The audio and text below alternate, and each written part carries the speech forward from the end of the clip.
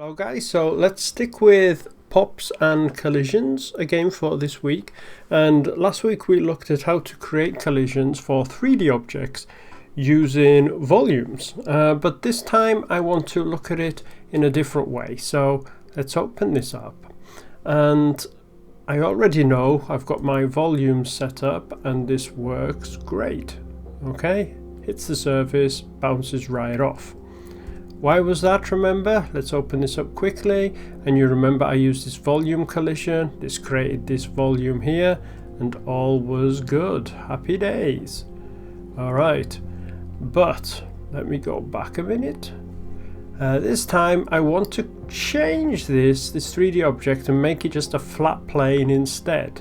So what I will do, I think, is I could draw another one, but instead I'll just modify this one. So I'm going to, not points, let's go to primitives and just this one here. And I want to keep primitive number 2. So what I'll do, in fact, I'll just add a delete node. I could also use a blast for this, but I'll just use the delete. I'm going to select number 2.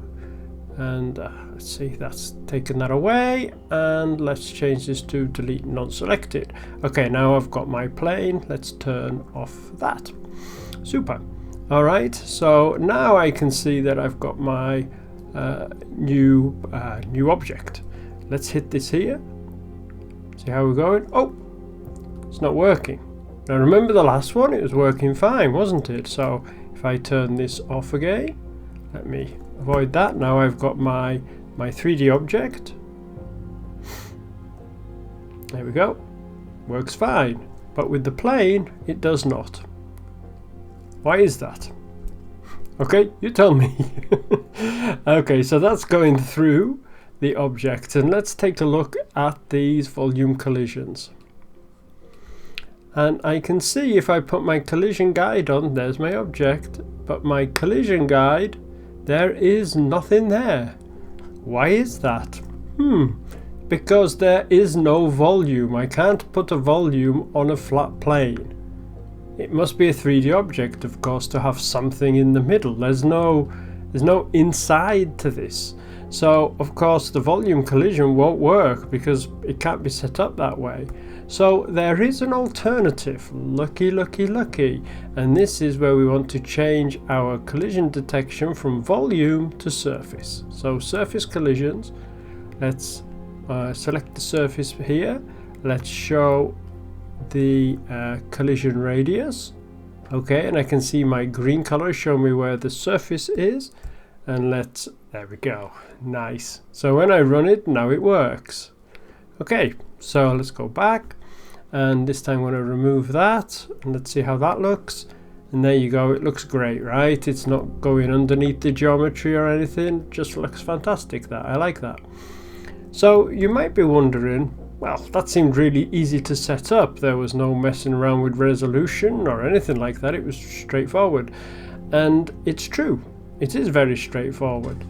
However, it comes at a cost. Surface collisions tend to be a lot slower.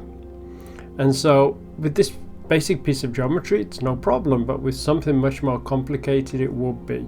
Therefore, I would generally suggest that you should use volume collisions for 3D objects rather than using a surface.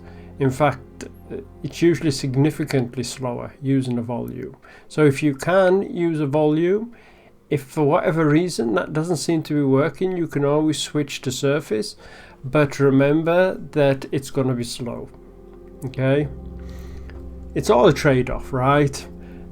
Hopefully that helps a little bit. So now you know that if you have a flat plane and you have no inside to it, it's not 3D, then of course you must use a surface. There is no other option.